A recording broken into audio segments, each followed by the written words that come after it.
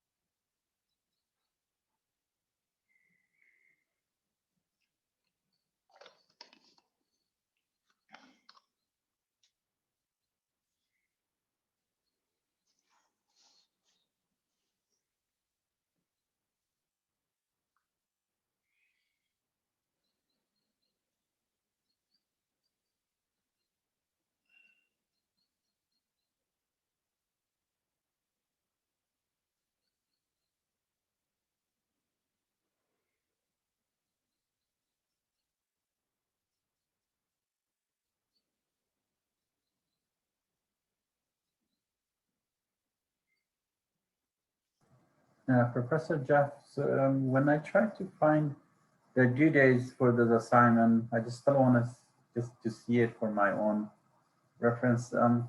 I know you showed it in the beginning in the first class day, but I cannot look at those assignment dates.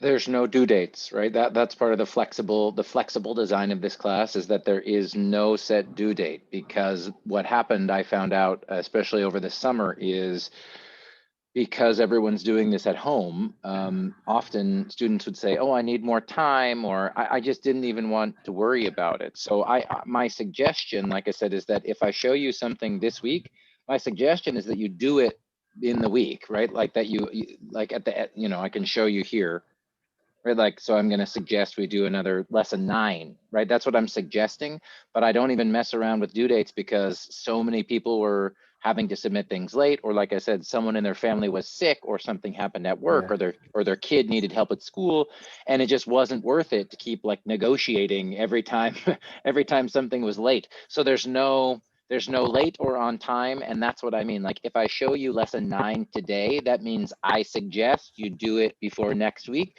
But if you don't have time and you have work in another class, that's fine too. Okay. Okay. It's interesting. This is the highest level class, 350. Of course, many of you guys aren't really, quote unquote ESL students anymore. Um, and I think because you guys aren't worried about the language, um, no one's done anything. Yeah. Well, that's not true, but I think we only have like only 8 people did lesson 8. You know what I mean? I think it only 3 or 4, well, I think only a few people did the last discussion and only 3 or 4 people did the vocab activity. So this Yeah. class is just, I think you guys are kind of chill. You guys know what you're doing, and I think you'll try and catch up at the end. That's kind of my impression. Yes. We'll see. I also think we can wait. We've got a few more people coming in now. Hey, Ruba. I'd love to talk to you guys because now it's week 3, and I'm starting to notice. I feel like people are. Last semester was kind of okay, but I feel like some people are just really sick of this online thing already. um, yeah, so it's interesting. It's interesting. I think it's one thing to be like, okay, we'll do everything online in the fall, but now it's like, oh, now this is the second semester. And I taught last summer, so this is my 3rd semester with everything online, and it's just different. It's just different. It's very interesting. Or I think it's interesting.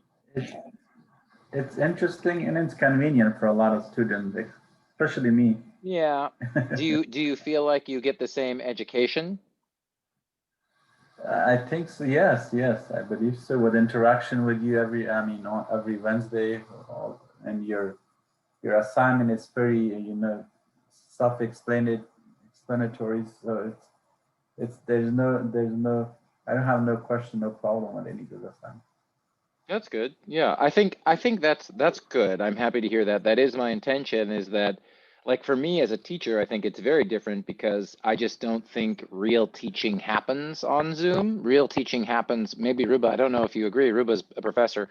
Real teaching happens when you are in the same room as another human being and you look them in the eye and you help them learn something new that they will never forget.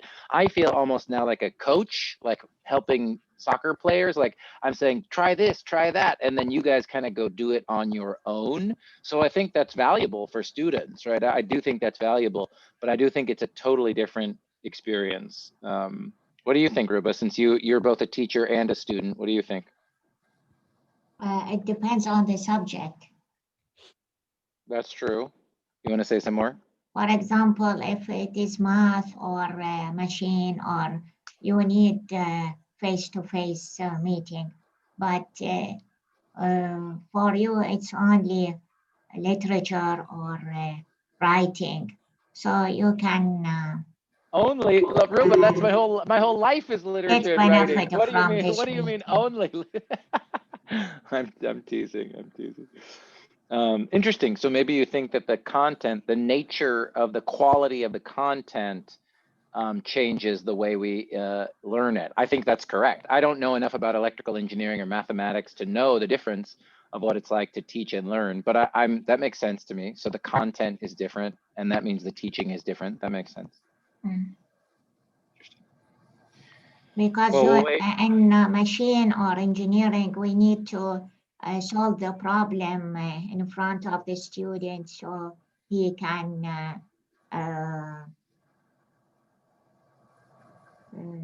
know his mistake or errors. yeah, that's true. I do think, I talk about this with my math teacher colleagues. It's true. It is different in math and science where there is one right answer, right? Like there is one true correct answer.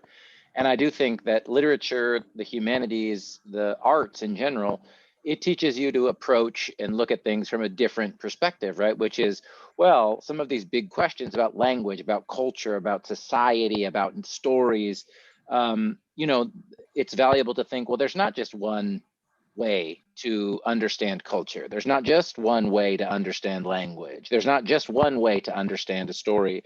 So I don't know. I think for me, you're right, Ruba. I think you're right. But I do still think, as a teacher of the humanities, something like what you're talking about in engineering can happen. Like when we're talking about something as a group and then some kind of shared understanding happens. And I do think that is only possible in the classroom. But I take your point, Ruba. I take your point. We'll wait maybe 1 or 2 more minutes. If we've got this is like, this is actually kind of like a dream for a literature class to have just 4 students. It's like you guys are in like a PhD literature seminar. It's pretty cool. It's more pressure since you guys might feel like you have to talk a little bit more, but this is like, when people talk about Harvard and Stanford and stuff, there's amazing professors, but partly what you're paying for at those private schools is, classes with like 10 students, like instead of feeling like you're one of 400 or 500 students in big colleges. So this is like a tiny little elite literature work group that we've got today. Hey Rahila and hey Aziza.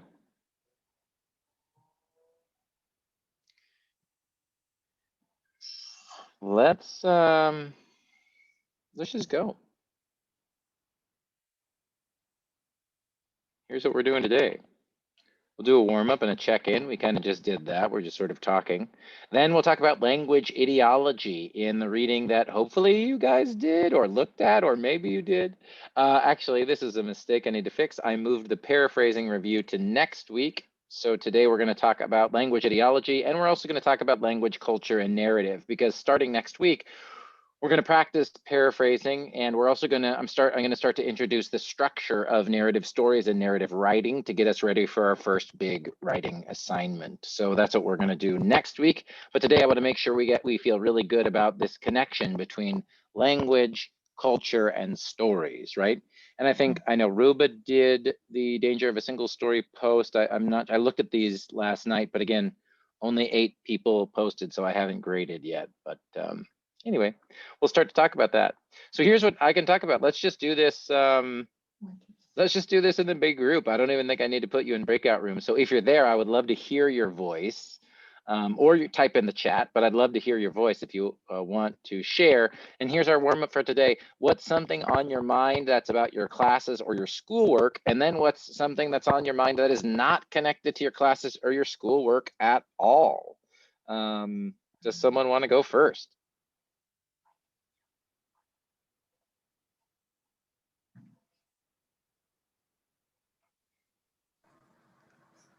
For me is every day I'm thinking about my homework. I need to find a little time so I can work on different assignment. And my time frame usually is like after 9 p.m. or so because I'm so busy during daytime. But also my other thing that in my mind is my kids is also remote learning to make sure their homework is done, make sure they're up to their schedules, make sure they're not missing any homeworks beside other responsibilities. Yeah, that's a lot. How are they doing with their remote learning, Noor? How old are they? My oldest is she turned 13, so 13, Wow.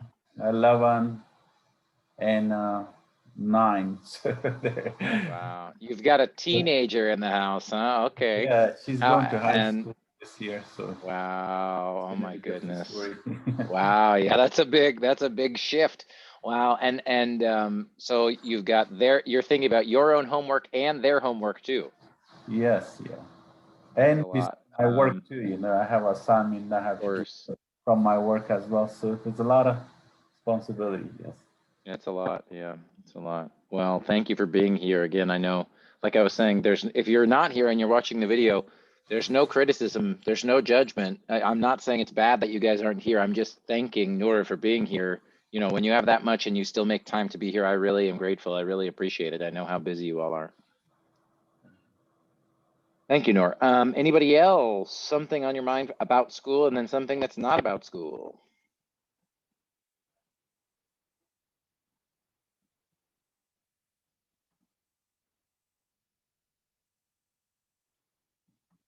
I can say about the classes, the assignments are sometimes long, so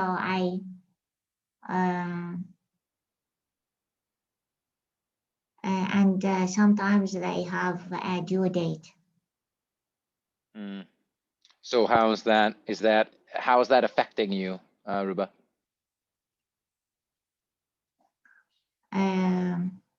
I do the assignment for the due date, try to complete them, but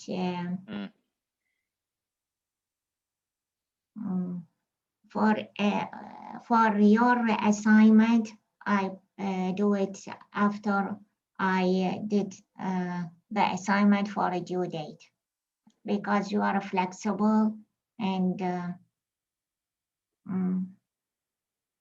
you are good. Well, like I said, I really do feel like with online, I cannot control what you guys learn, but I definitely can control how much stress I'm making you feel. So I'm trying to help you guys learn a lot, but I'm not trying to make you feel stressed. So that's good. Anything from non-school life, Ruba? How about in your real life? Anything else that's on your mind? Doesn't have to be stressful. Anything good, exciting, anything? I don't have. Maybe sometimes I want to clean the condo. You want to clean? Okay, so you want to make more time to clean. I love it. That's a great intention. That's a great goal. Yeah, I'm pretty clean, but I do have 2 or 3 dishes in the sink right now, so I understand. Cool. How about Aziza, Rahila, Wen Chen? Hi, welcome, Wen Chen. Just a quick check-in. Like I said, even if you don't want to talk, please write something in the chat. I want to just hear from us as human beings before we start to talk about language and culture and ideology. Yeah. So I just joined the class, so I don't know what you guys talking about yet. It's on the screen. Can you see my screen where it says warm up and check in? Yes, what is something on your mind that is not about your class and home schoolwork? Yeah. Question 1 is something that you're thinking about that's about school, and then question 2 is something you're thinking about that's not about school. I thinking a lot about school because I take 5 classes in this semester. So every day I was watching professor video and doing homework. Yeah. And how's it going? Is it too much? Is it stressful? How's it feel? It's kind of like too much because I have to read a lot, Yeah. like political science and history. Yeah. So it's kind of that kind Yeah. of class. So I have to read a lot. Yeah. And so stressful? A little bit, not too much. It's kind of like the first week and Okay. second week is kind of like stressful, but later on is used to it. So. Oh, good. I like that.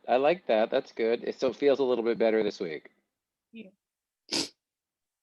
That's great. How about something? So, you already said, Winshen, nothing. You only think about school. The only thing I think about is school and reading and Zoom class. Yeah. And also I have an exam coming next week. So. Dang. In week 4, huh? What class is that? History or political science or what? It's a stat 300 and a history exam. Wow. Good luck. Break a leg. Good luck. I hope. Take a break. Remember, the brain, we learn less when we're stressed. So do all your work, but take a little break once in a while. Watch 20 minutes of YouTube or something. Remember, you got to give yourself a little stress break. Otherwise, our body shuts down, you know. I don't know. When Chen's like, no, I'm not going to do that. I'm just going to study for 20 hours a day. Thank you, Wen Chen. How about you, Rahila or Aziz? Anybody, quick check-in. Well, I guess anybody. I mean, just you two. You're the only ones left.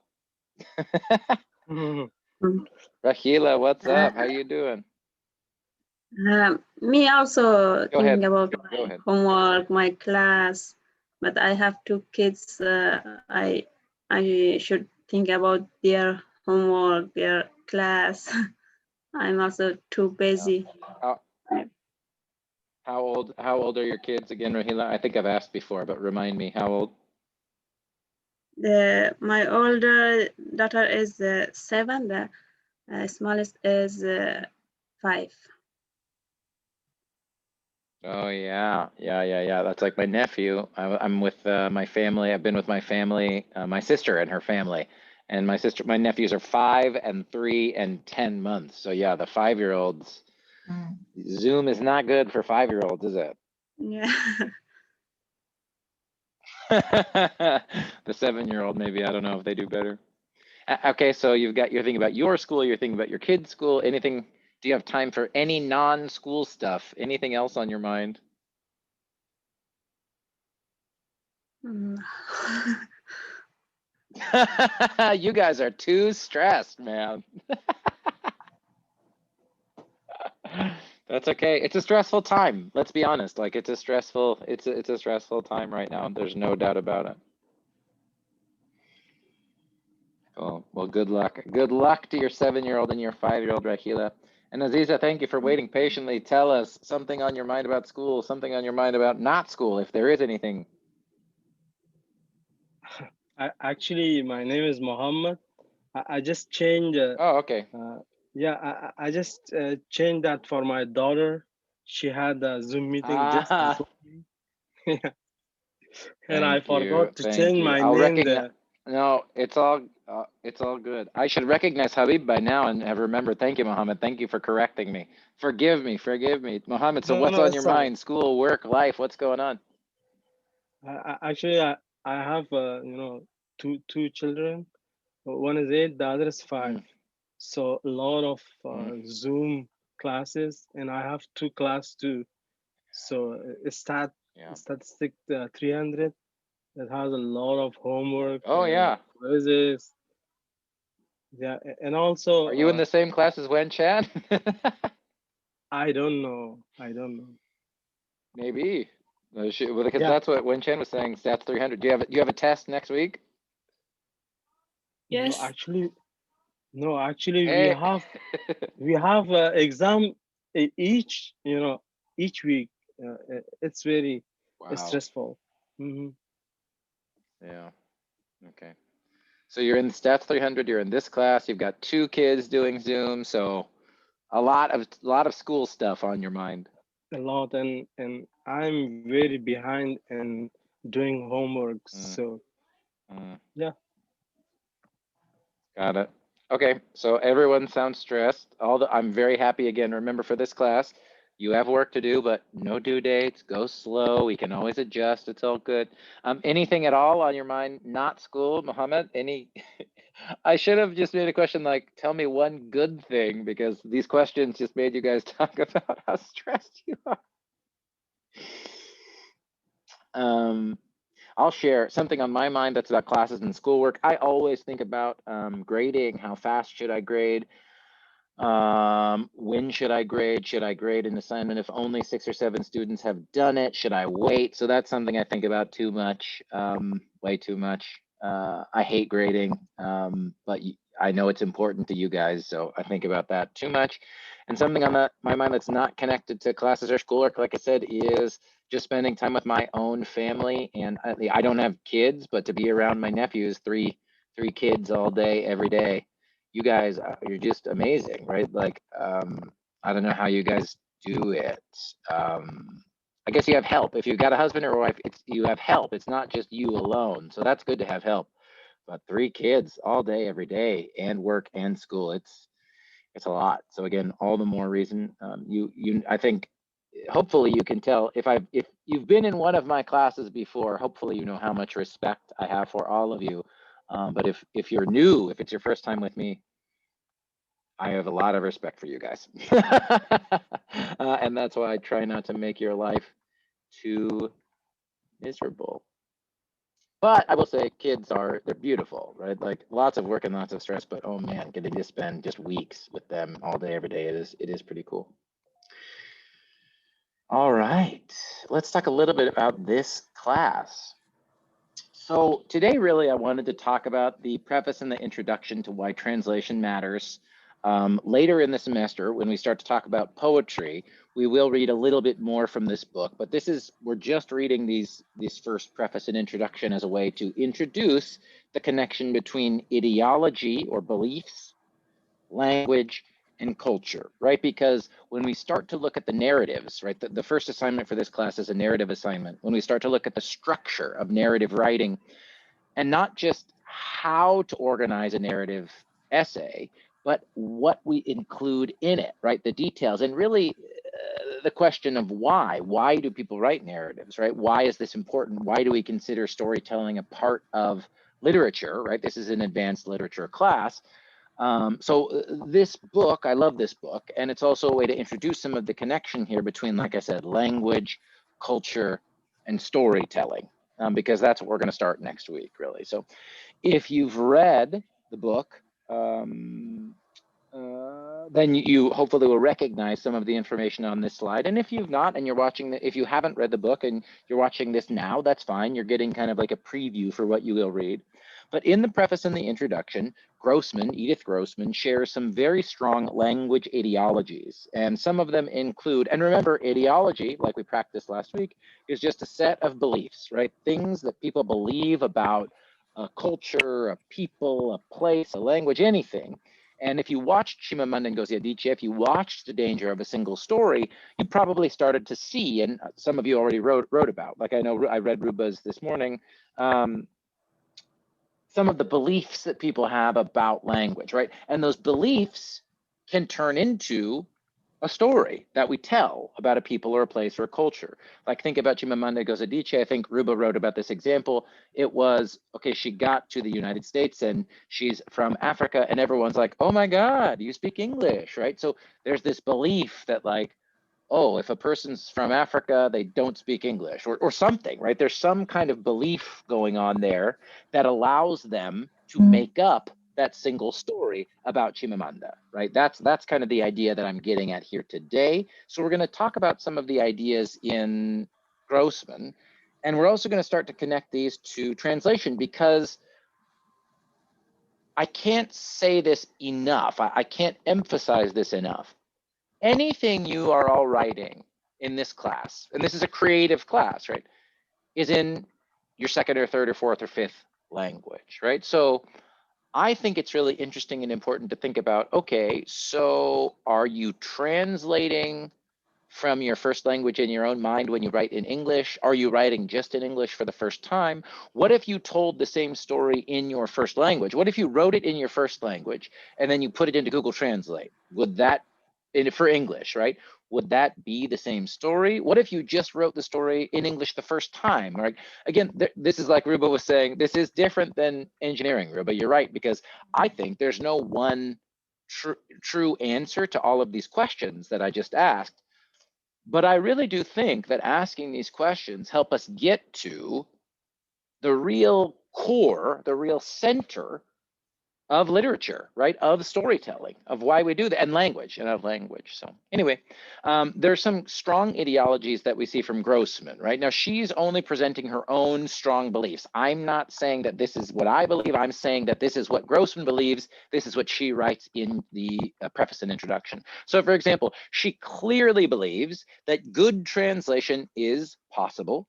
She also clearly believes that translating things word for word, or making a literal copy, my Google Translate example from just a second ago, is bad translation.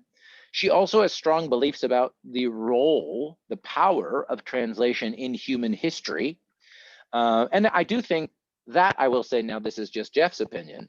I mean, if you go back and look at the Tower of Babel, right, the Bible was written thousands of years ago. Clearly, human beings have been thinking about language and translation for a long time. And it seems reasonable to me to say, wow, translation has been an important part of human history one way or another. She also believes that translation is a way to keep language fresh and healthy. This maybe is a controversial opinion. Some people strongly believe that the best way to keep a language healthy is to keep it pure, right? Build a fence around the language, guard it and protect it. You don't let in new words from other places, other translations. You want to keep the language, I'll say that word again, pure. Grossman does not believe this. She believes that translation helps keep language alive and fresh and healthy. And she also believes that human beings need translation in order to grow and learn from each other. So again, I just wanted to put this out there for my 1, 2, 3, 4, 5, my little small literature seminar class today. Let's talk about this before we practice some of these ideas.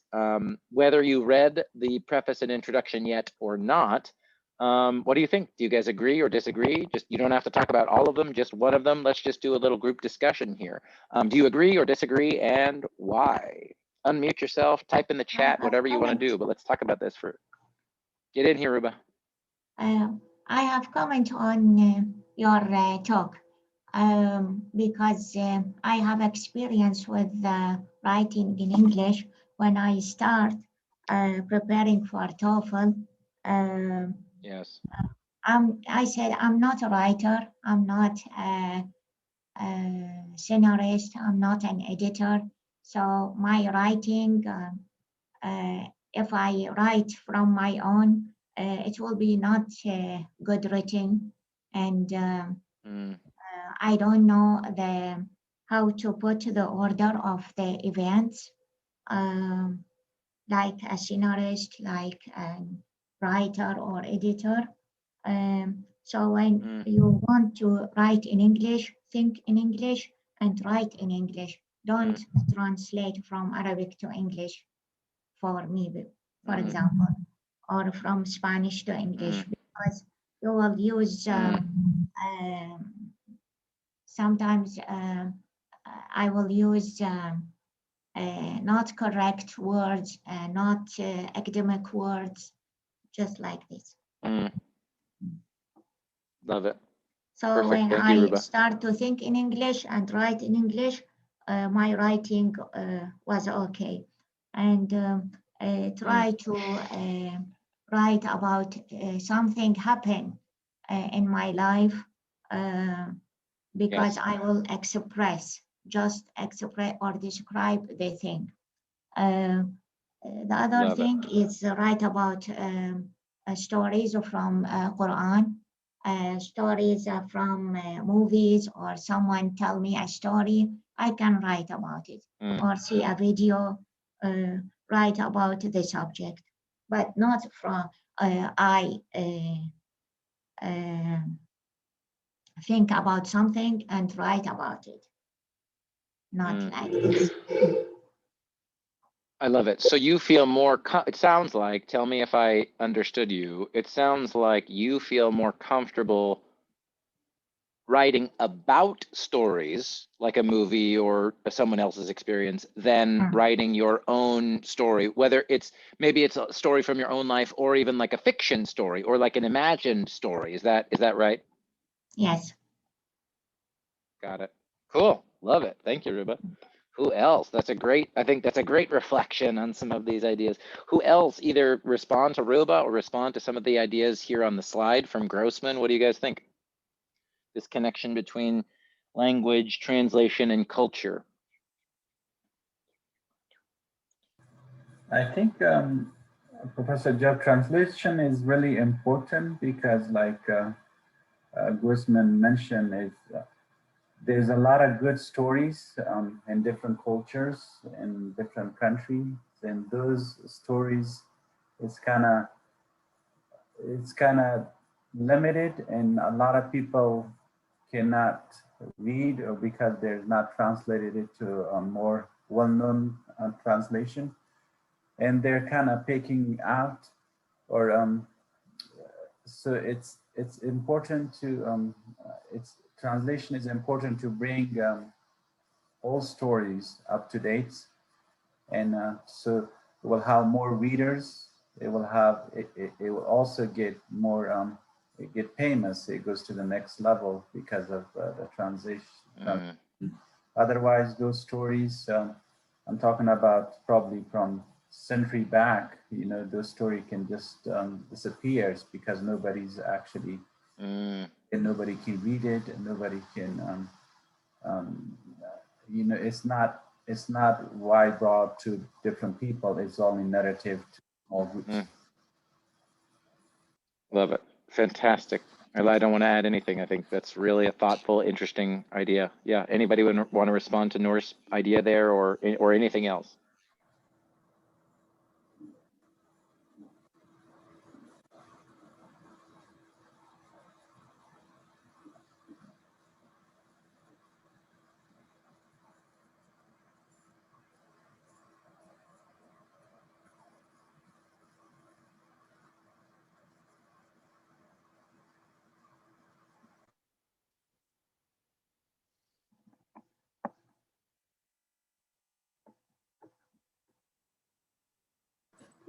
Just one thing, because I think the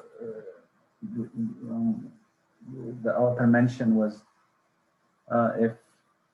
if the stories or if the story has more judges, I mean more readers, the story become more famous.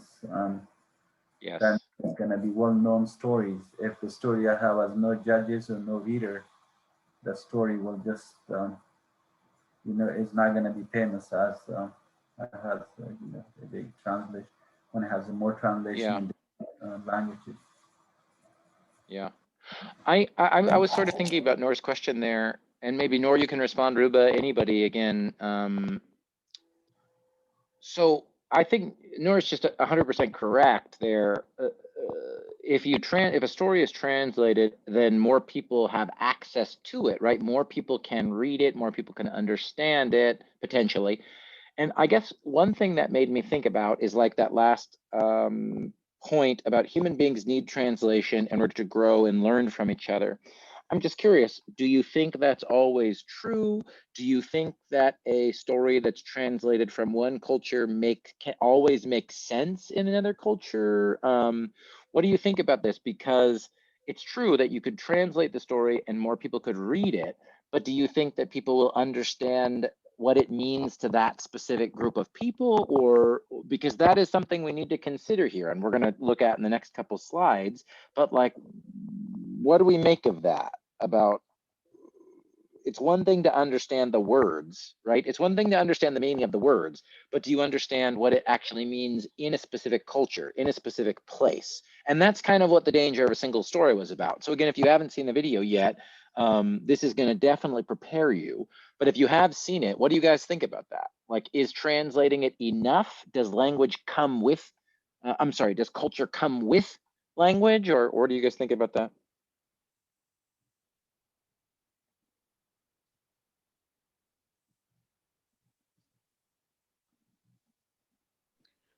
I think the translate book cannot be replaced for the original book, because sometimes they writing Ooh, about yeah. some Tell stuff, us. and then if you don't know behind the background, and then you don't understand the whole story. You know what I mean? Just like when we're watching TV with my stepfather, was watching a TV show, Yeah. and then he stopped laughing, and then me and my mom was like, why he laughing? Because he knows the background of the slang or stories. That's why he laughing. But the way he don't have any nonsense is why he laughing. That's what I love that. And what and I'm just curious too, since we're talking about language, what language was the TV show in? English. Uh-huh. So you're watching a TV show in English. And You and your mom are like, what? Uh-huh. Yeah. And then my mom and then me will speak English, but it's not as the American native, you know. Totally. Totally. I love that example. So. Got it. And is your stepdad's a native English speaker in this example? Yes. That's fantastic, Wenchen. That's perfect. And I love it because it's such an everyday normal experience, right? It's a native English speaker and two Mandarin. Are you a Mandarin speaker, Wenchen? Yes. And so, and two Mandarin speakers watching TV. You both understand. All three of you guys understand English. we're watching an American TV show, I'm going to guess. And the two native Mandarin speakers don't. They're just sitting there, and the native English speakers like, ha ha ha, because there's some cultural knowledge, right? There's some understanding. There's some meaning in the words that is different than just understanding literally what is said, right? Exactly. I love it. I love it, Wenchen. Perfect example. So good. So good. So we're going to go to the next slide, but I have one last question. So what do we do about that? And Wenchen, you could tell me, do you think that's a problem? Is that just, it is what it is? It's normal? Like, what do you think? Is that something we need to fix, or what do you think? Is it good, bad, neither? These kind of things, they happen a lot in our house, you know. Wenchen's like, it's not bad because it's my everyday life.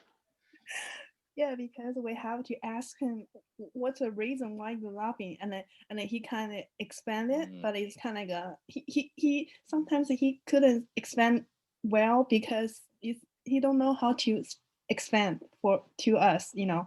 Just like when we're watching Chinese movie or Chinese TV show, and he don't know why we laughing, so it's really hard. Does he speak Chinese? No, not at all. Only English. Interesting. See, it is very interesting though, because for all of my multilingual people, well, all of you guys are, but if you have friends who are also multilingual, it's amazing to me how, imagine in that example, we don't even have to make this specific story about you and your family, Wenchen, but if the dad in that example was laughing, watching the TV show in English, laugh, ha ha ha ha ha, and then switches to explain in Mandarin, I think like it is very interesting. I've had situations like that in my own life where it is very interesting how suddenly, if you try to explain to the other people in their first language, so I think in my experience, something happens there too. And there's no real, I don't have a perfect answer for us, because I think to a certain extent, this thing about meaning and translation does kind of involve our hearts and our spirits, right? There is something that's really hard to measure. But I do think it's interesting. Yeah, it'd be really hard if your dad doesn't, or your stepdad doesn't speak Mandarin. It'd be really hard for him to be like, well, in America in the 1960s, it's, I mean, then you have to give like the whole history of the story for why it's funny, and that's almost Yes. impossible.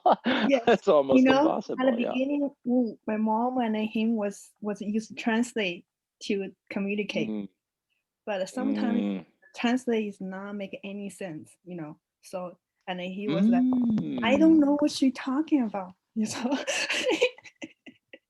So That is perfect. I Yeah. think that the translate could help people communicate each other, but sometimes it's not exactly what the person wants to say.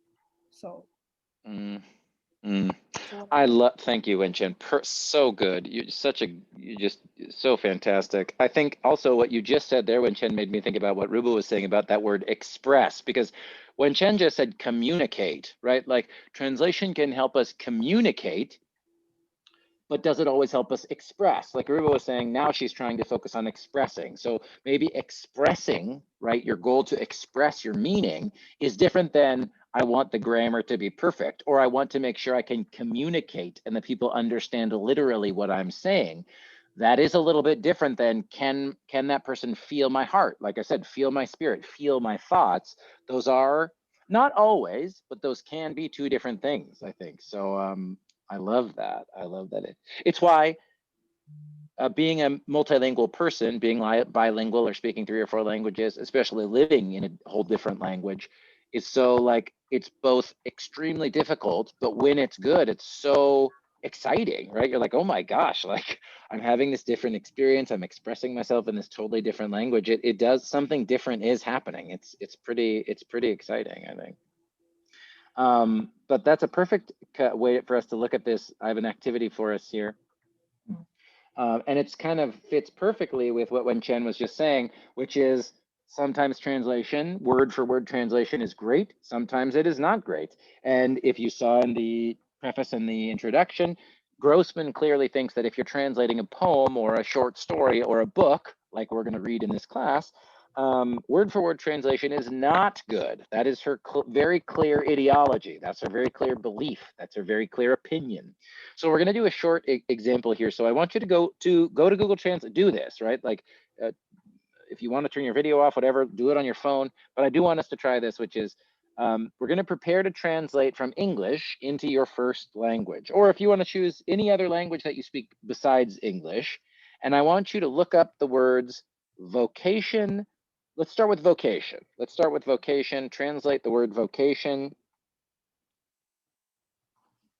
While you do this, I'm going to pull up the English definition for the word vocation, and we'll see, like Wenchen was saying, does this work? One word to one word, is this going to work? So do the translation. I'm going to open up my web page here. Again, that word is vocation. I'm going to go to Learner's Dictionary.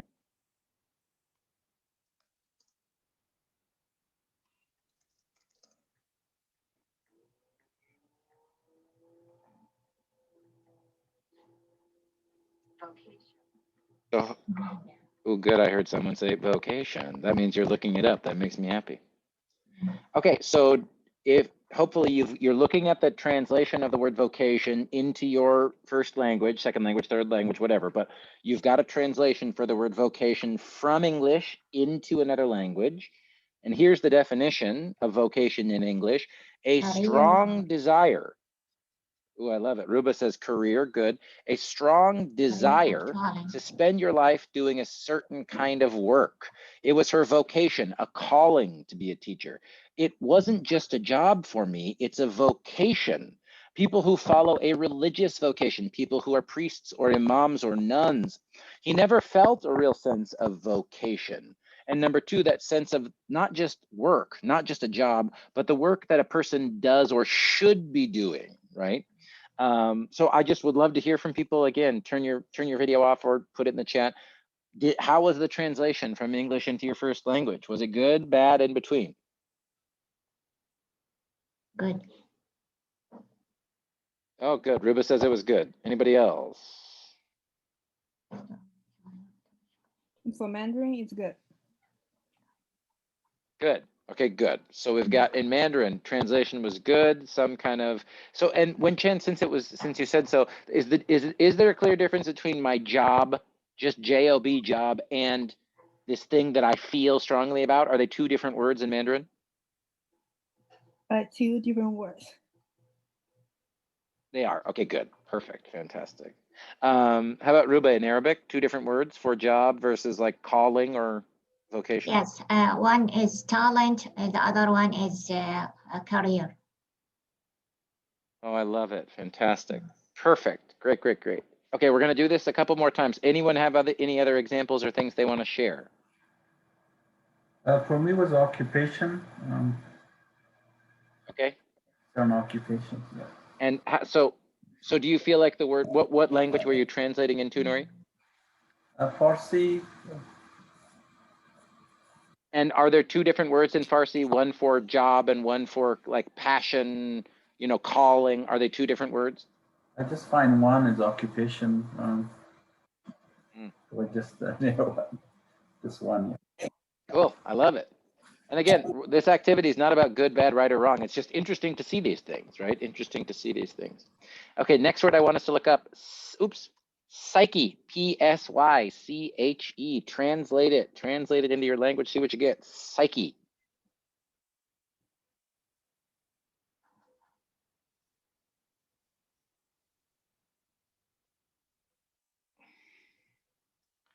And I'm going to go back to Learner's Dictionary. P-S-Y-C-H-E. Psyche. Here's the Learner's Dictionary definition.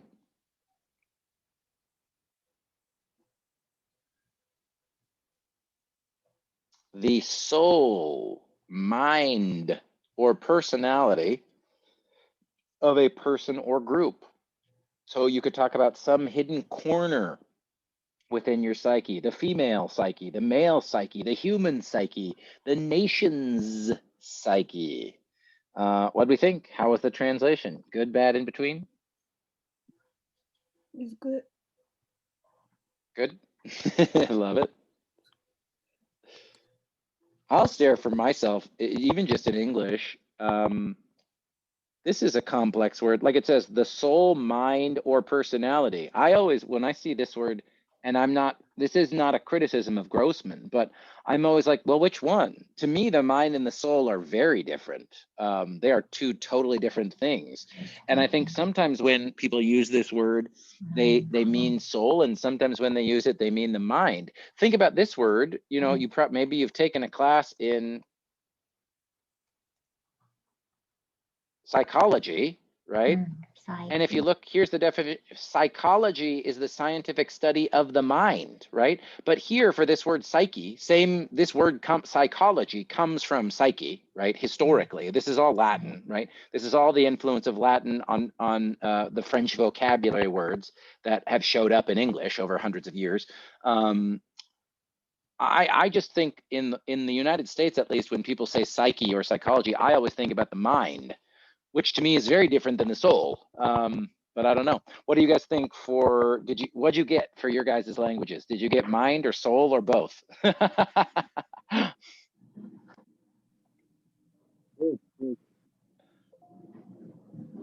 What'd you get, Mohammed? It's mind. Yeah. You got mind. You got mind. Okay, great. You got mind. I love it. Spirit. Anybody else? Ruba, what'd you get?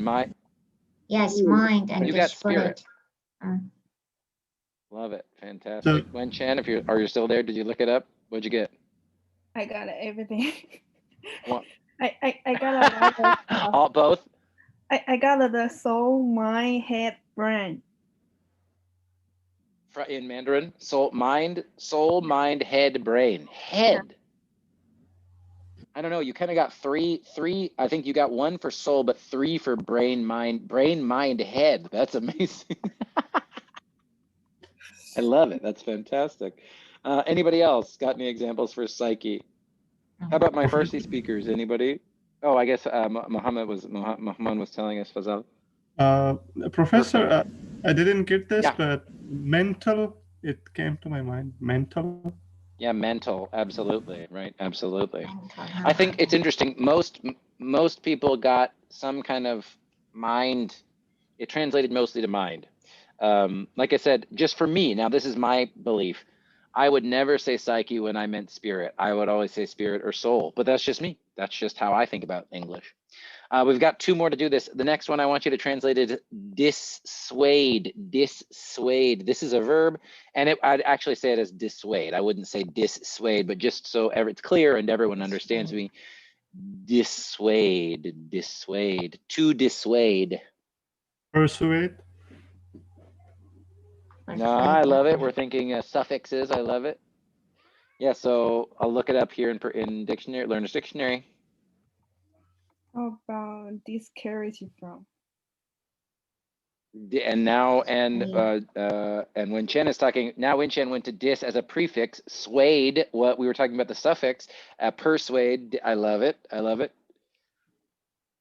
I love that you guys are just using your English language skills now to think about the meaning of the word as a vocabulary word in English. That's fantastic. And now we'll get to see if you agree with what Google tells you the translation is. The meaning here, as you maybe you could tell, and let me hold on. Computer sound. Here's how the robot would say dissuade. Dissuade. Dissuade. Dissuade. Oh, dissuade, maybe it's dissuade. the opposite of persuade, because persuade, it's a convince to do something, but dissuade because convinced not to do something, right? Perfect, Ruba. Thank you, Professor. That is correct. Yes, that is exactly correct. How about, did you translate it into Arabic? What word did you get, Ruba? Do you agree with the translation? يقنع, but in Arabic. Is it good? And good translation? Same meaning? Yes. Okay, nice. Anybody else? Did you get a good translation? Does this make sense? Thoughts, ideas? So I got a word. It's a dissolve. It's not a good translation. Got it. Yeah, Google Translate might not have great Farsi translation. I don't know. Okay, interesting. Or what do you speak, Faisal? Pashto or Farsi or Dari? Pashto, the one that I. Pashto, yeah, but maybe Pashto translation is even worse than Farsi in Google Translate. I don't know. Anybody else? Good translation, bad translation in the middle? What do we think? I got good translation. You got a good one? Yeah. Love it. All right, last one. Oh, let me move this out of the way. One more word, and then we'll finish with this little translation activity. Abandon. It's also a verb. To abandon. To abandon. Leave it.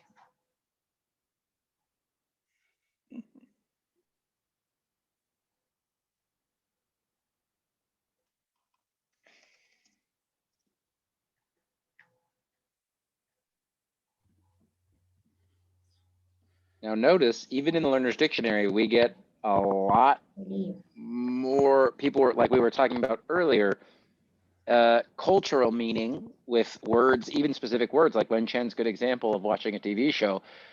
Even this one word could have sort of different meanings, different contexts, different situations. I mean, we've got a lot of possible definitions for just this word in English, right? So let's look at a couple of them. One says to leave and never return to someone or something.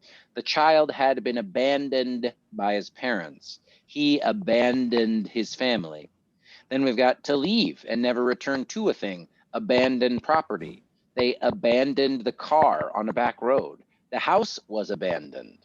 Number 2, to leave a place because of danger, right? The approaching fire forced hundreds of people to abandon their homes.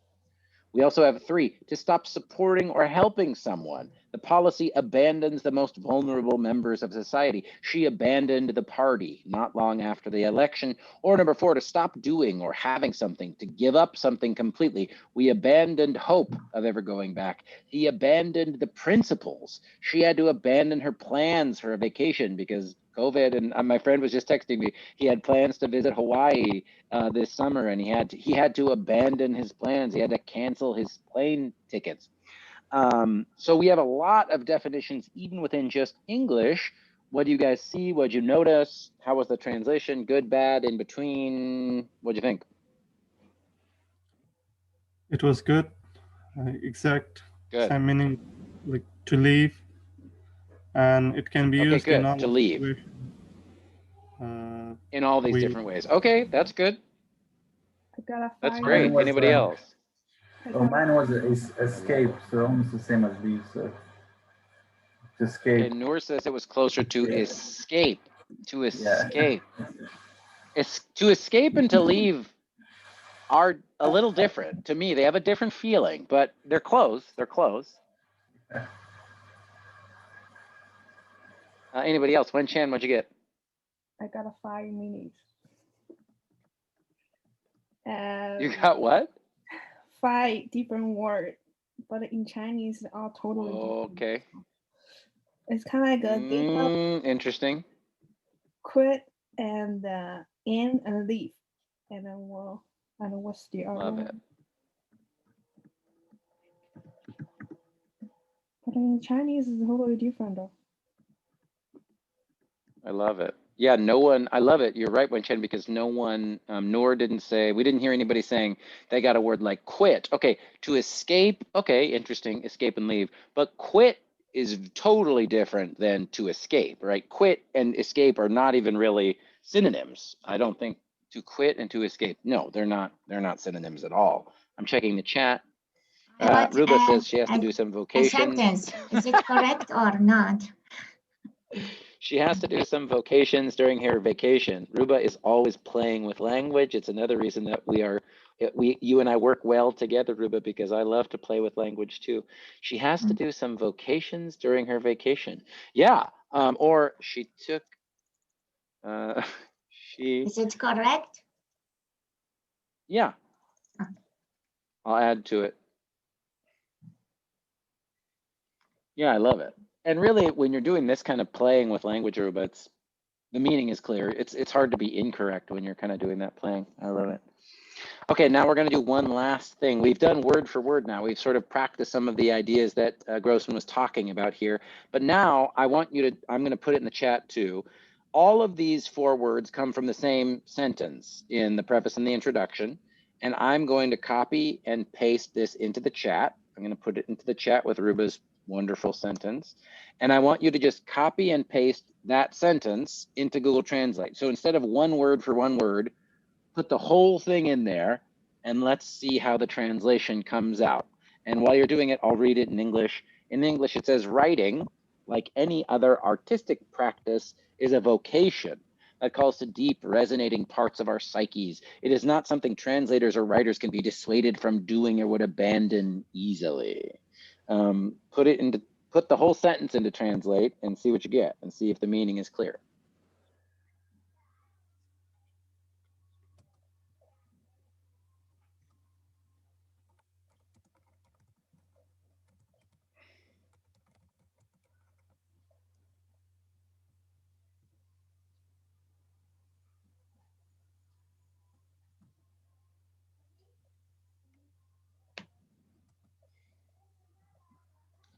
Okay, before we talk about your translations,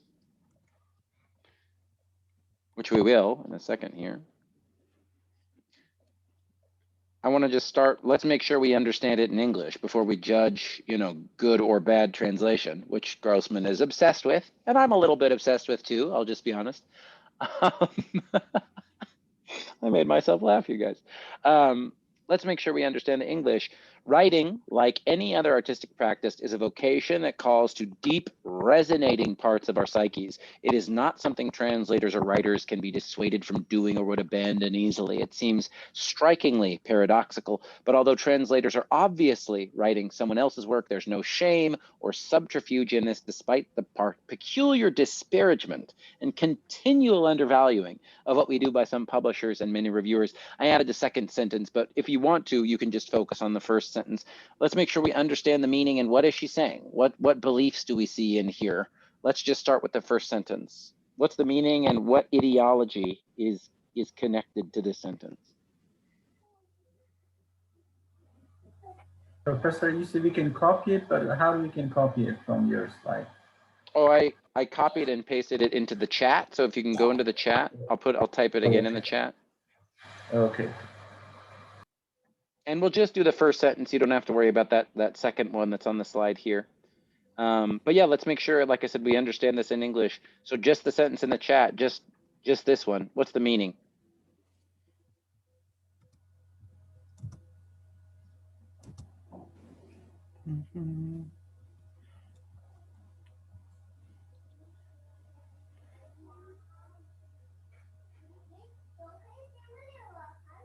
You can say writing is a talent. Love it. Writing is a talent. Okay, who else? I love it. Or keep going, Ruba, if you've got more. But anybody else? What writing's a talent? What else is the meaning here? So I have writing, like any other artistic practice, is a profession that calls our deep psyches or psyches. Yeah, psyche, psych, with that k in the middle. Okay. So, but I got the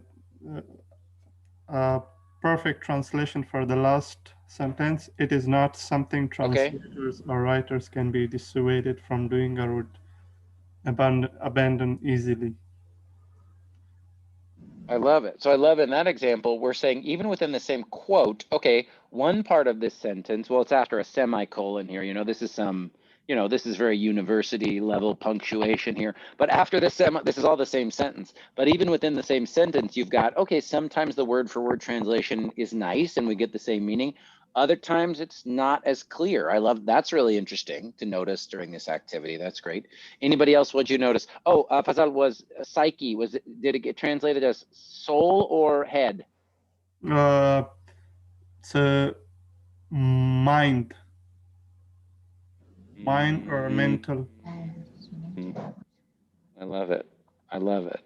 Again, I'm kind of asking because I'm interested in that. So it's very interesting. Good. How about one more person and then we'll talk about some of the ideologies here. One more person to talk about the meaning here.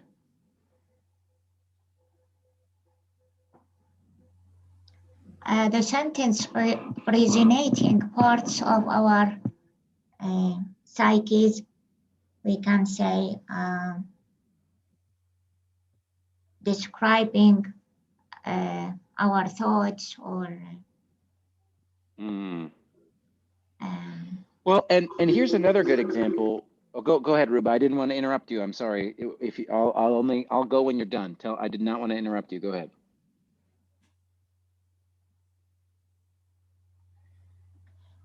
describing what's in our minds or soul, something like that. Yes, I love it. Yes, what is in our minds, what is in our souls. I think that's correct. Also, we've got this word here, calls. You know, we all know this word. At W350 level, you guys know what this means. But obviously, I think you also know, she's not talking about you pick up your cell phone and call someone on the phone. Even this word that we've seen that we use all the time, this is a very everyday word, right? Remind. Excuse me, call. But okay, Ruba says remind. That's really interesting. What did you guys, what were the translations you got for that word calls? Because she's using it in a sort of very literary way here. She's not using it in an exactly, you know, call me tomorrow at 2 p.m. way. What translations did you get? And what is your understanding of this word here?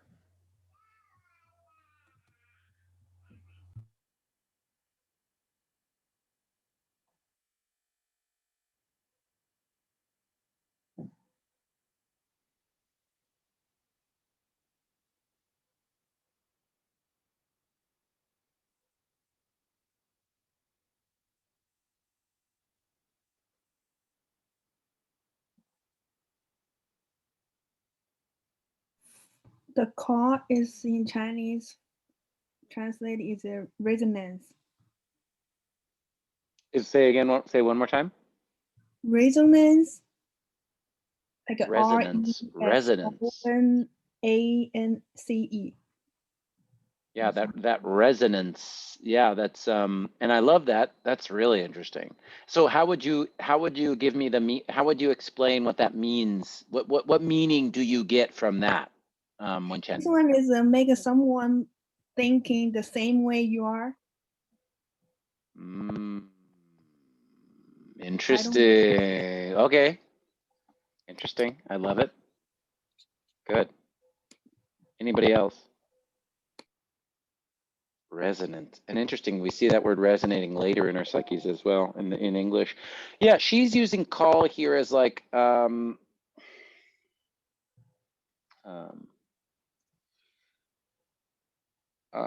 calls. Look how long. I mean, guys, this is one word in English. We wonder why. I think sometimes students are like, well, this book about translation, how much can we really say about translation? Well, in my opinion, we can say a lot because look, even just this word only in English, call, it's a verb. It's got 9 different definitions. The one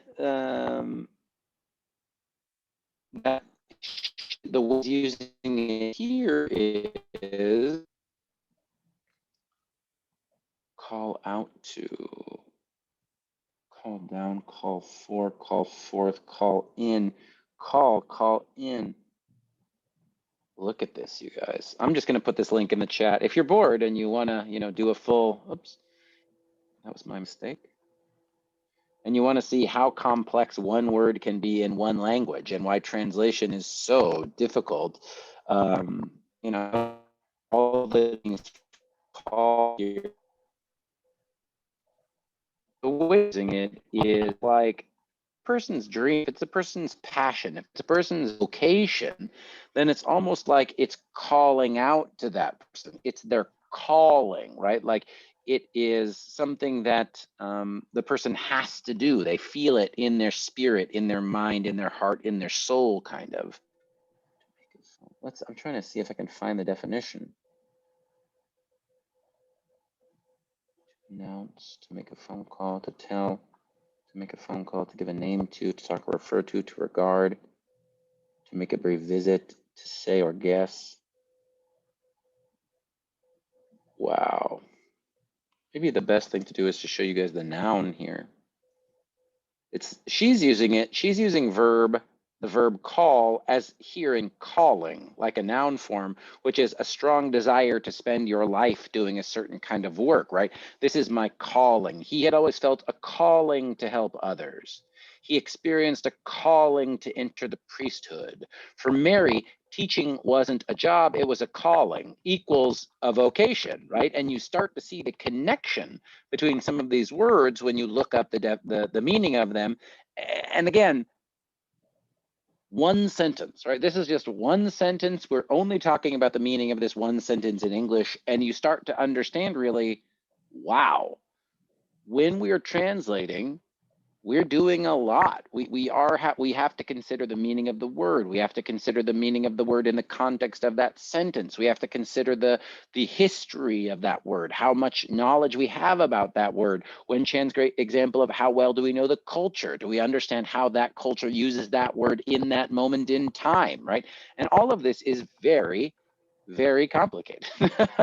Very, very complicated. And that's why, again, just to share my opinion, I do think sometimes word for word translation works, and that's great. But a lot of the times, word for word translation can feel empty. You get meaning. You get communication with no meaning, like when Chen was saying and Ruba was saying. You get communication with no expression, and certainly for literature, you're in W350. The whole point of literature is expression, I think, and that's very different than a research paper, right? In a research paper, you maybe you express an argument or an opinion, but then you have to prove that opinion, right? That's what we teach you in W340 is how to prove an opinion. This class is not about that. It's about trying to understand how has the English language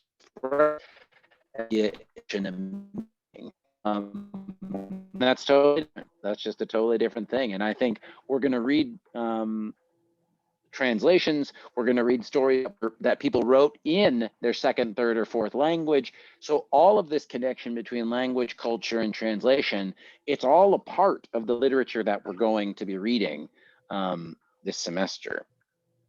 Any questions about this translation at all?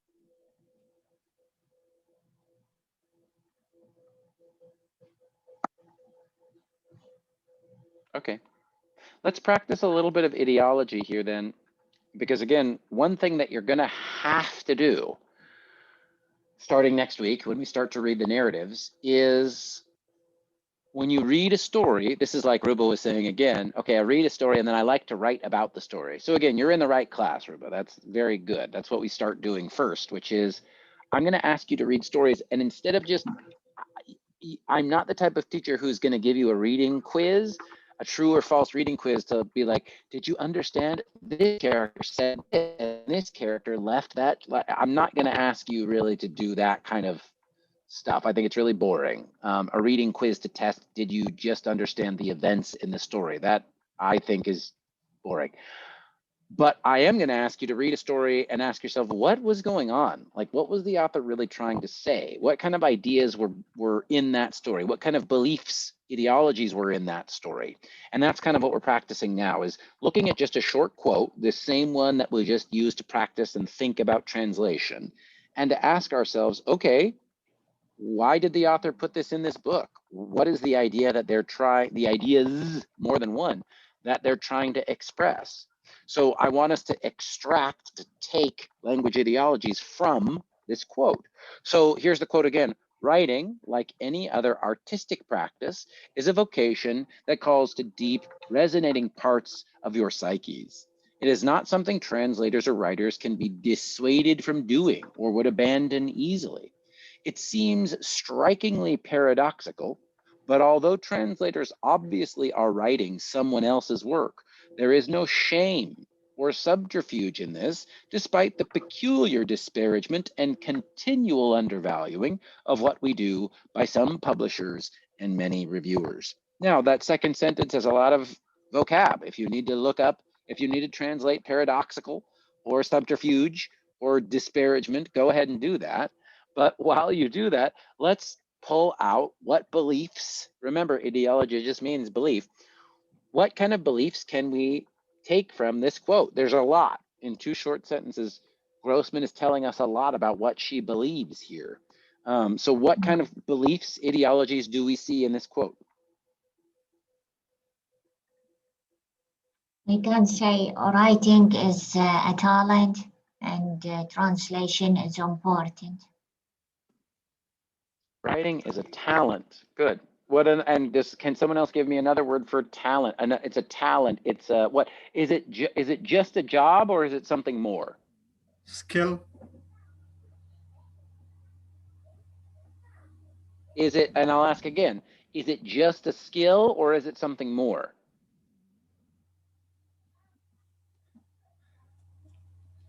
So passion.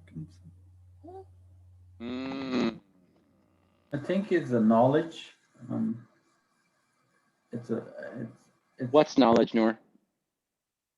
the knowledge behind. It's beyond writing. Is like I don't know how to explain it, but I love the word beyond there. I love it. Yeah, I love it. Fantastic. I love it. And even look at this, writing like any other artistic practice. So what is she saying about writing? Just in that, like any other artistic practice, what is she saying? Writing is a passion, an art, a vocation, a calling, right? I think, again, talent and skill, those aren't bad words, and they aren't bad translations. But I think this is like we were saying, is a word for word translation going to give us the same meaning that the author intended? Maybe, maybe not. Because writing, like any other artistic practice, is a vocation that calls to deep, resonating parts of your psyches. She's really making a strong ideological, belief-based argument here. Writing is an art. Writing calls to the spirit, the soul, the deepest parts of our humanity, right? And then it says, it's not something translators or writers can be dissuaded from doing. So the idea there is people love writing so much, or people, translation calls to them so much that they won't abandon, they won't leave, they won't quit. It's something that they almost have to do, right? Now, again, you all might be reading this going, I don't agree, and that's totally fine, but I want to make sure you understand this is clearly Grossman's ideology, right? She clearly has these very strong beliefs. And again, I'll just plant this in your mind now for next week. When you're reading some of the literature we're going to read, I'm not asking you to agree with what the author is saying. I am asking you to be able to take out these ideologies, to read something and go, what is the author telling me about their beliefs? And then, because then we get to talk about those things, right? Then we get to talk about, do you agree, disagree, what do you think? Did they make their argument well? Could they have added some more information? Did the story actually make sense connected to that belief? That's why we're starting to practice this today. So I'll say one ideology in this quote for sure is writing is a passion, an art, a vocation, a calling, right? What else? There's a lot of ideologies here. So what else do we see?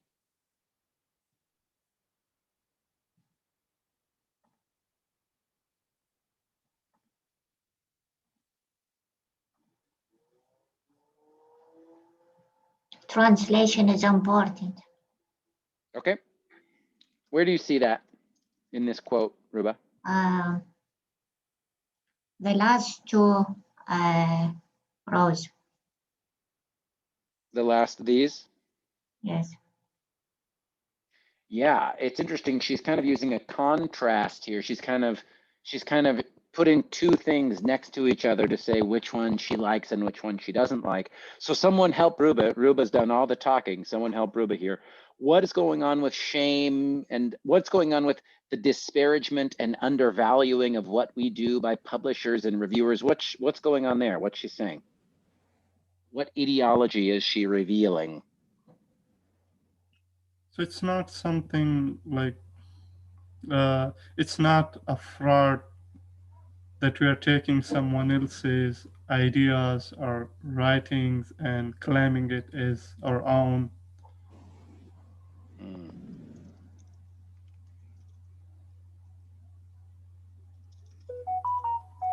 Okay, I love it. Translators don't take or claim. I like the word claim a lot there. Translators don't take or claim the original work. Okay, good. I love it. What else? What's going on with publishers and reviewers? Why are those words in there? What is she saying? What she's got, again, yeah. I'm just you're at the gym, you're getting ready for next week's long, the vocabulary in next week's reading is easier, but the ideas are still really complex and interesting. So again, you've got to start to read this way, which is, what is the author saying? Like, so why is she talking about publishers and reviewers? What is she telling us?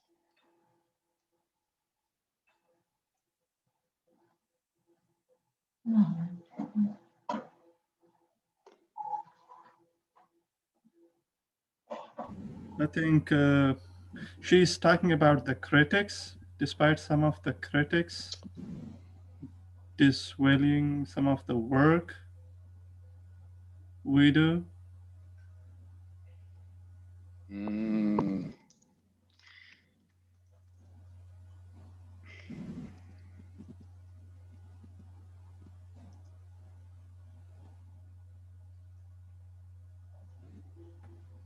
Yes, very important point here.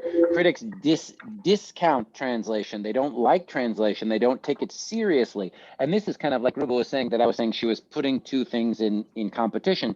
She's saying, even though critics don't take it seriously, it's important, right? That's that kind of contrast that Ruba was talking about, right? So fantastic. Thank you. Absolutely right. Yeah. So that's that disparagement. Disparagement, if you look at the Learner's Dictionary, right, we can go disparage, is a verb, and then disparagement is the noun form. But disparage means to describe something as unimportant, weak, or bad, right? So the disparagement and undervaluing of what we do by publishers and reviewers. So exactly like we were just talking about, critics disparage it, say it's not important, undervalue it, don't value it enough, don't take it seriously, right? So even though they do that, it's still vitally important, right?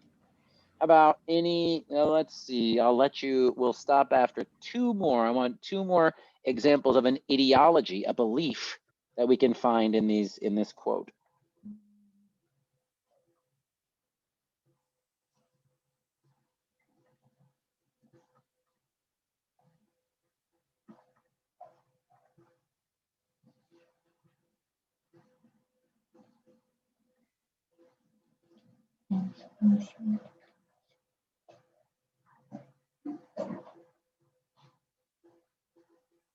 How about this? When you're now, I forget, we were talking about one goal people had for this semester is to practice their critical thinking skills. One way to improve your critical thinking skills is to start asking yourself questions while you're reading, right? And not yes or no questions. Well, let me say this again. If you're looking at this screen and I'm asking you to practice this activity right now and you're going, oh my God, like what is Jeff talking about? Okay, start with yes or no questions. And you can make it really simple, right? Good, bad, right, wrong. Does the author think this is good or bad? Does the author think this is right or wrong, right? Of course, things get much more complex than that. But if you're confused, it's a good place to start. Now, once you move past that, you can start to ask WH questions. How does the author feel? Why does the author feel that way? That's a really sort of empowered way to start doing critical thinking with college level work like this.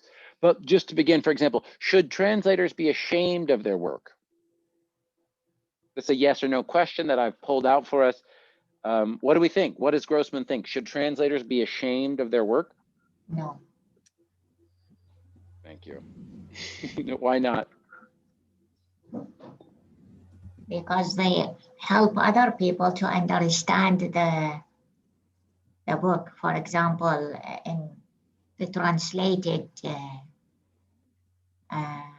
book. Good. I love it. Fantastic. How about another yes or no question? Is writing an art?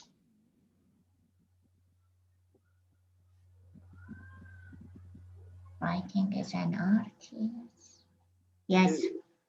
Does she believe? Yes, right? And we kind of talked about this, but up at the beginning, but so maybe we could say this, and we could also add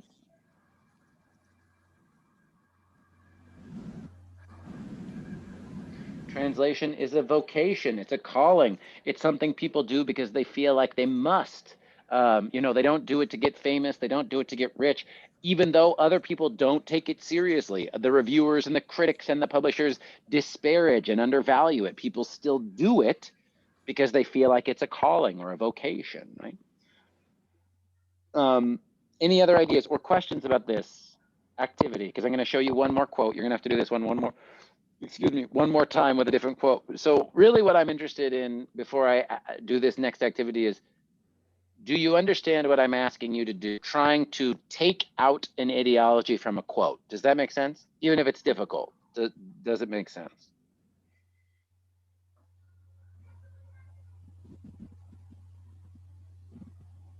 Well, let's find out.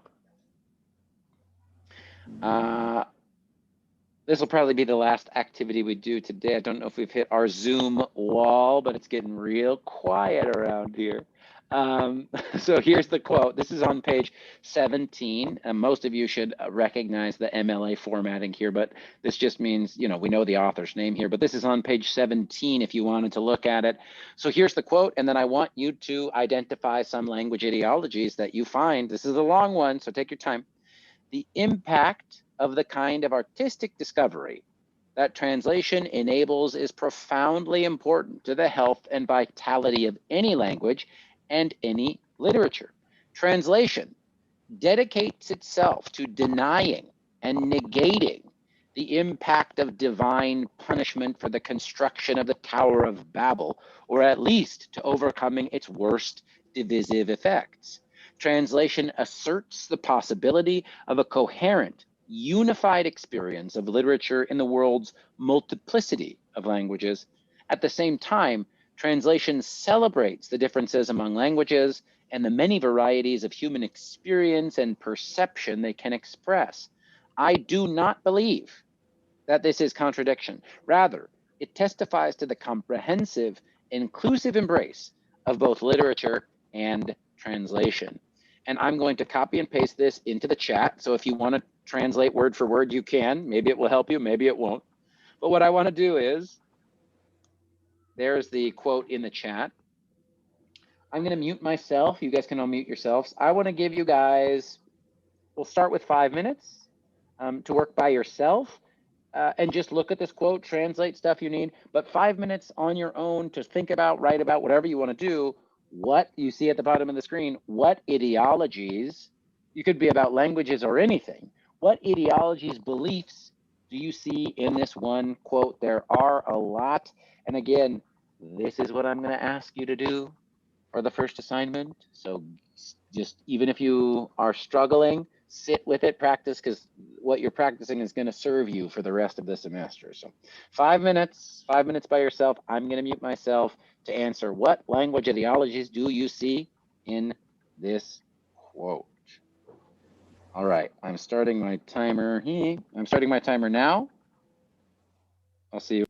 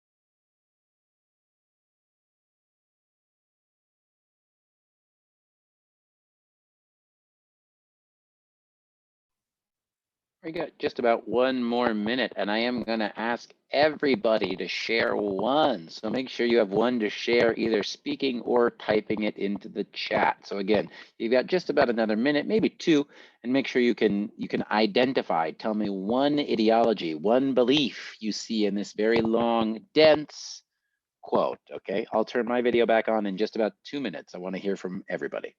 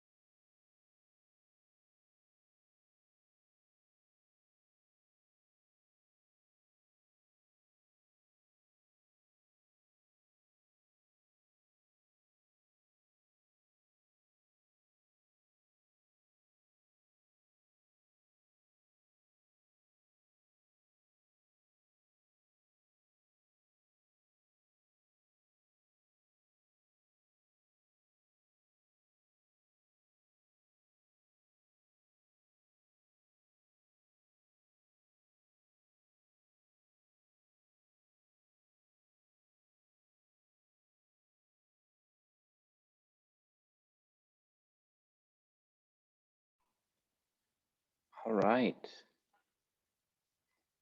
Finish up that last thought, that last idea, and then I want to hear from you guys. So I've already got this slide ready.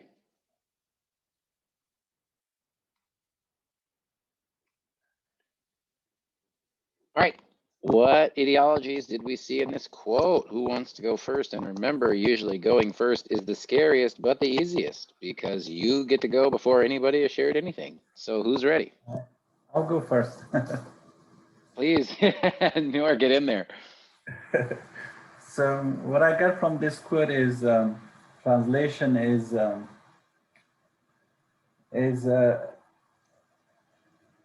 how you express your belief, how you unify people. It's bringing knowledge and coherence among people, and also it break barrier between languages.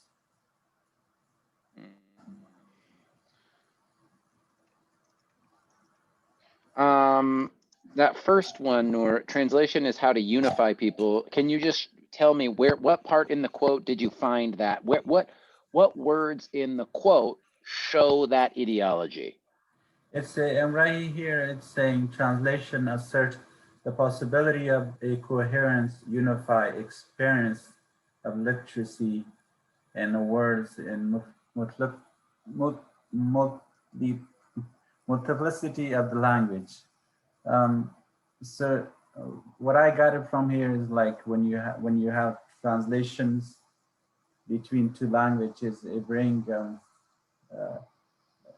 it's kind of unified experience because the other groups or other language reader experience or feel how the authors is persuading you, you know.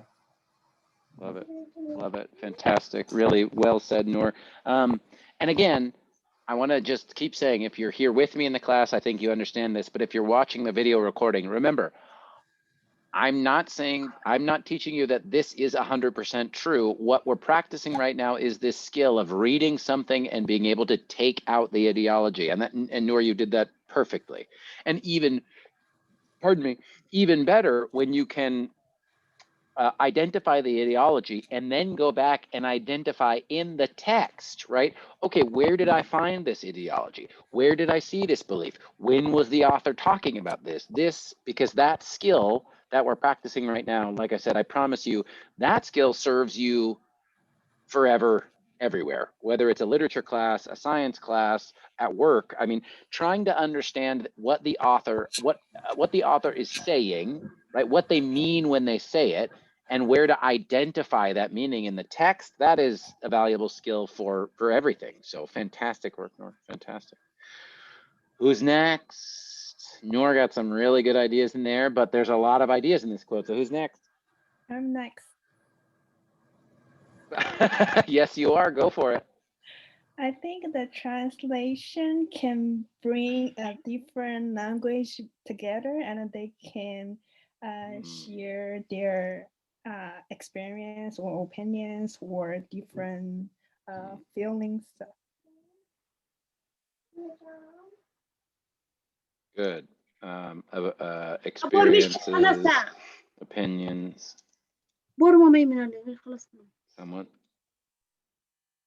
Someone's in trouble. Translation helps people share. Translation can bring different languages together. Good. And tell me, just I think we kind of know here, but Wenchen, where did you find these in the quote? Just point me to a sentence or a word in the quote. At the same time, translation celebrate the different among languages and the many. I don't know that words. How to say that word? Varieties. The T sounds like a D in the middle there, but variety. Varieties of a human experience. Oh, wait. Or were we talking about? Oh yeah, please continue. Experience and the perception they can express.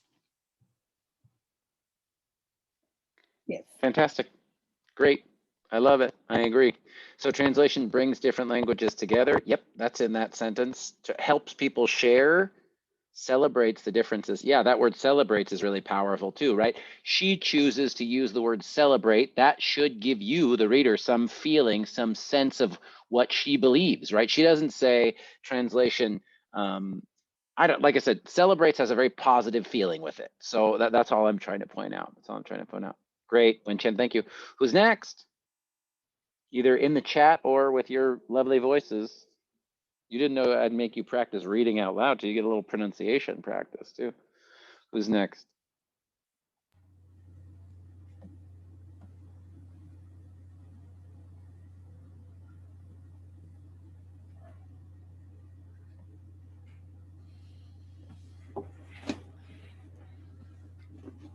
Ruba, you ready? Or you're muted.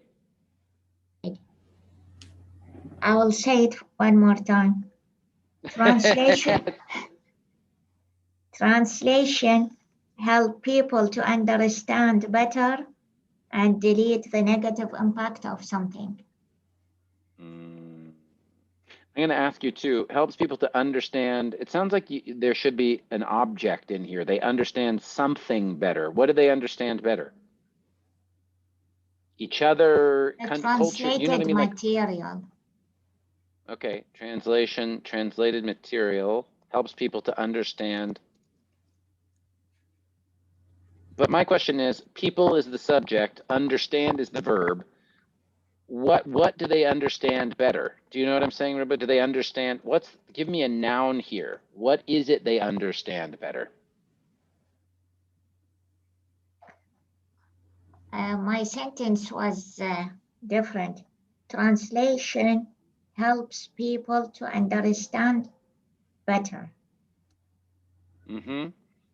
Okay, I'll stop asking you. I think I would just I love your sentence already. I was just trying to add to understand each other, cultures, countries, religions, stories. So my idea is that it helps them understand something specific, right? To understand, that's what I was saying. Give me an object, right? Give me a noun. What's the thing that they understand better? But you know, I'm agreeing. I'm basically agreeing. Fantastic. So we've only got a couple of people left. Who's still here? Mohammed, anything to add? Fazal, anything to add in the chat or out loud?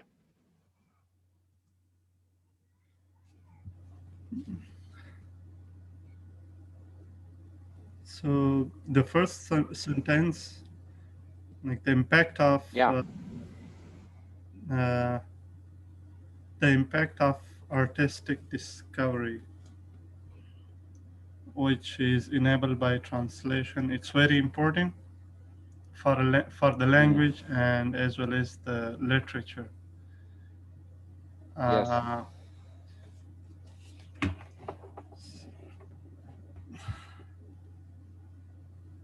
So What belief is in there? What is? Yeah. Go ahead. So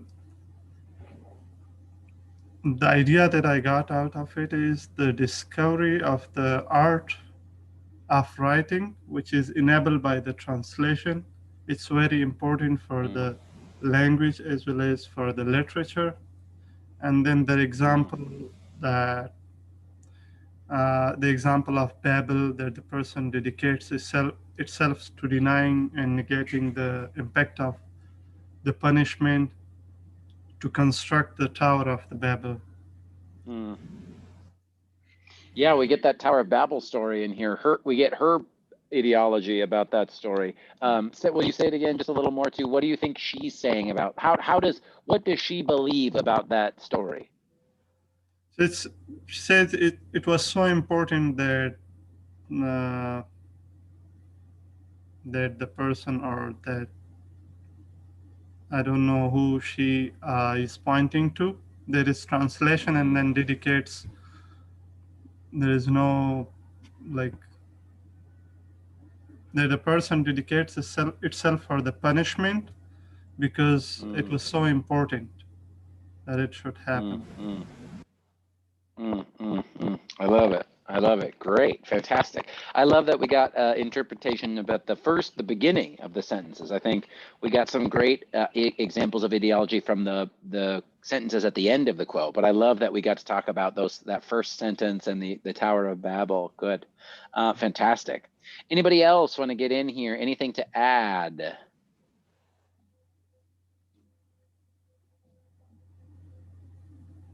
Cool. Then I'm going to ask, before we finish up for today, this kind of activity where I'm showing you something to read, we talk about the meaning, I make sure you understand the ideas in the reading. Or let me say this again. I make sure you understand the meaning, right? The communication. I'm going to use Wen Chen's word, I think maybe for the rest of the semester, communication versus expression, like Wen Chen and Rubo were saying today. You understand what the author's trying to communicate, but then the skill I'm asking you to practice is taking out the ideology, taking out the belief from that reading. Does this make sense? Because this is the way I'm organizing the class is to teach it today and practice today, because then we're going to do it for the rest of the semester in different situations. So I just want to ask one more time, does this skill we're practicing today make sense? You're going to get a lot more practice, but does what I'm asking you to do make sense? And if not, let's talk about it. It does. It does to me, yes. Noor's on board. There's an idiom for saying like Noor's on, he's in, he gets it, he's there. Cool. Anybody else? Thoughts, ideas, questions? Well, it's the best method I've seen, and like since I'm learning English, because it's the best way to take meaning out of a text. So I found it really interesting and really useful. Good. Good. Good. That makes me very, very, very, very happy. And like I said, you probably know by now, right, you guys? I'm not the type of teacher who's going to teach you this, how to do it, and then I'll ask you to do it, and then I'll be like, that's wrong. There's only one right answer. No. Now, I will always ask you to say, okay, you feel like the author believes this, then show me in the text, right? That is an important skill that you've already practiced at one level or another, right?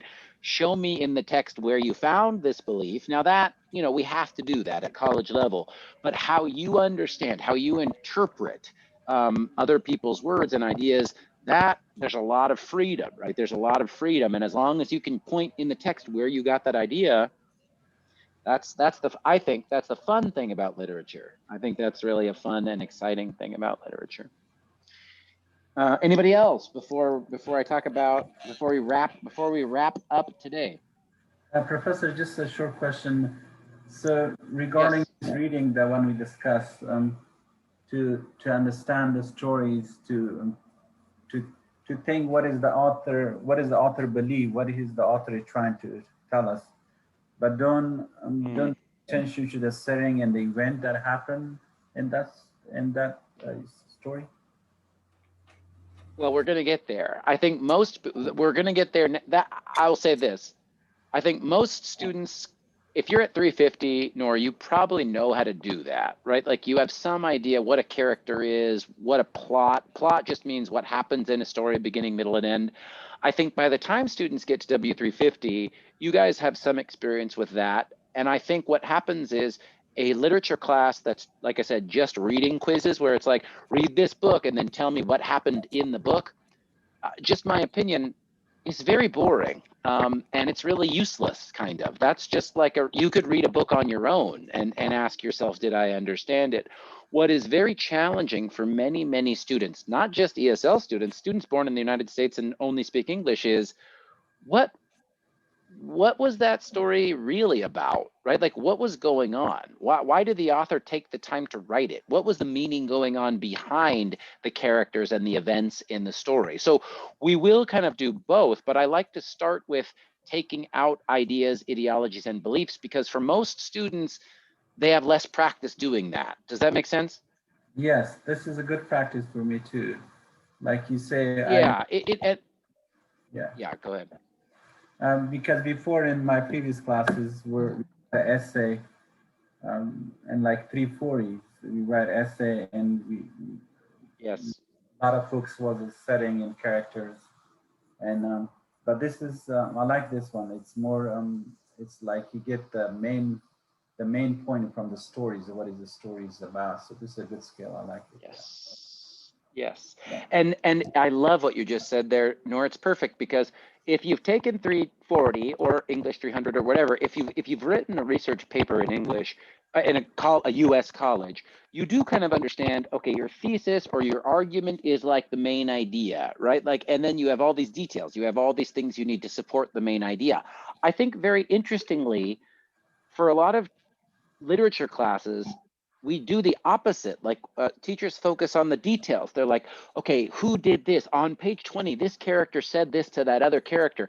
It's kind of, that's the focus of these types of classes. But I think it's much more interesting to say, okay, let's start with those details. Let's start with those characters, but then really ask ourselves, it kind of feels like working backwards compared to a research paper. But like, okay, when we look at the whole big picture, what is going on? Like what is the main idea of a story, right? And that's it. I think, I hope you all will all agree, I think that's a very interesting way to look at language, right? If you start with the events in the story and then ask yourself, what was really going on? Like what was the main idea?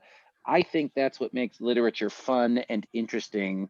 It can be challenging, of course, but I think that's what makes it interesting, because then we get to choose how it is important in our own lives. Do you know what I mean? Like what it means to us. We get to choose that, and then that feels, I think, much more interesting than just like I said, who went to the grocery store on page 20 in the book. It's like, I mean, who cares? You'll never think about that 10 years from now. But 10 years from now, at least in my experience as a person who has studied literature, since going to undergrad, so for the last, 20 20, whatever, you know, I'm not that old, but I've been thinking about literature for the last 20 years since I graduated from university, before getting my master's degrees. I do think about stories that I read in college. You know, I do think about a poem that I read 20 years ago, because it's like, wow, like that meant that had a certain meaning for me at that time. And now I think about it and I'm like, wow, now I feel or think about it in a totally different way. And I think that's the gift of literature. And that's different than a reading comprehension quiz, if that makes sense. So that's my long monologue. that's my ideology about literature in general, you guys. That's how a good Jeff one. I like feels it. about literature. Oh, thanks, Nora. I'm glad Because it you made get some the sense to important, you. yeah, you get the important idea and the important points from the story, like translation. You know, I don't think before translation was that important, but reading this article last night and today, I understand that, you know, translation is very important and it affects so many parts of people, language, culture. You know, it's Cool. That makes me a very happy teacher, Nora. Like I said, I'm never the type of teacher who's like, you must learn a specific thing in a certain way. But I will say my goal as a teacher is to give students the opportunity to ask themselves what they believe, why they believe it. And if someone's perception or ideas change because of an idea in a class, I think that's what education really is, right? Like, wow, like this article, this book, this class made me think about something in a different way. That's why I do this job, honestly. So I'm glad that whether you think translation's good, bad, or in the middle, I love hearing a student say, oh, this made me think about translation in a different way. I think that's fantastic. That makes me a happy teacher, I will say. Professor, Cool. Please, yes. Professor, sorry. I just wanted to know what is the idea in the first sentence, the impact of the kind of artistic up to the divisive effects. Yeah, I think the impact of the kind of artistic discovery that translation enables is profoundly important to the health and vitality of any language and literature. I think there's two ideologies there, which is translation is an art.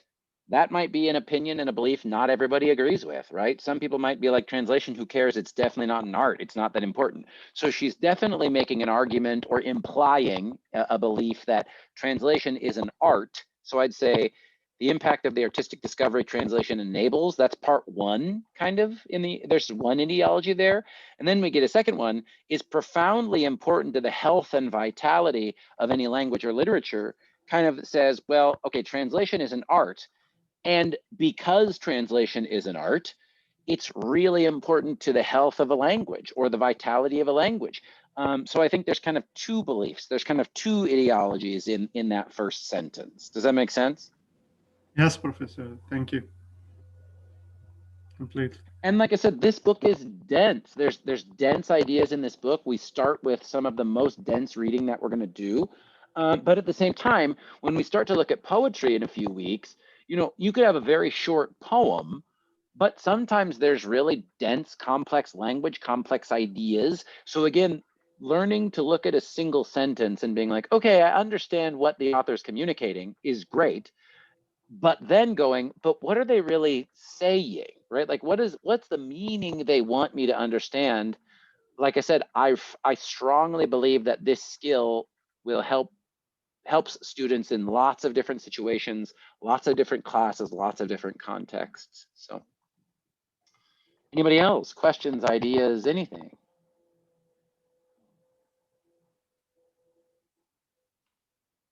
If not, so we'll do the paraphrasing review next week. I'll just show you what I'm suggesting, since there are no due dates, since what I'm suggesting before next week. So we've finished the first 3 weeks. We've sort of introduced and practiced some of the most important skills that I want you to do for the rest of the semester. Next week, we really start to get into the literature part, right? We really start to get into narrative, stories, and this idea of theme and symbol, which we'll talk more about next week. And we look at that in short stories, and then of course we look at that in poetry, where symbolism and theme are very important. So I suggest, if you can, before next week, before February 10th, finish lessons 1 through 8. I only added 1 new lesson because it looked like people still needed time to catch up. So I've also posted lesson 9. That's another discussion about story, language, and culture. And if you're fast, you can start reading the narrative examples. Now, you don't have to, but if you're like, I want to do more work, you can do that. Since you guys in this class, for our small sort of seminar class today, you're worried about your own homework and your children's homework, you know, don't worry about going fast. Just do what you can do. Next week, I'm going to introduce narrative writing structure. We're going to start to talk about narratives and start to prepare you guys for the first major writing assignment next week. And again, if we have time, we'll do more paraphrasing practice. If we don't have time for paraphrasing next week, we will get there. So it's not a big problem if we need to adjust it, slow down. That's the good, one of the great things about this flexible course design. So this is what I'm asking you to do or suggesting that you do before next week. Any questions before we finish up for today?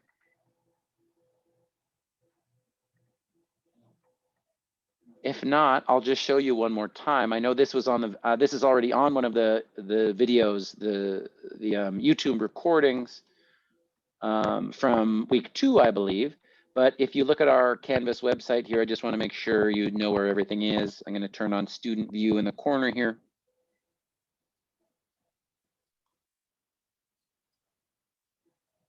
So if you go to the home page and then go to course materials, PDFs, audio, etc., click that. It will take you to the course materials page. So again, if you're a fast mover, if you're going fast, you can start to look at some of this, all this stuff, right? You can start to look at this information that says narrative writing here. You can also look at some of these examples from A Map as Only One Story. This is a book that I use in ESL 325.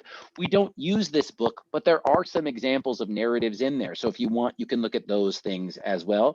But this is what I'm really going to start to introduce next week. So if you're going fast, you're done with lessons 1 through 9, and you want to get a head start, that's what I'm talking about, okay? And again, that's on the course materials page. So we'll ask one more time before we finish up. Any other questions?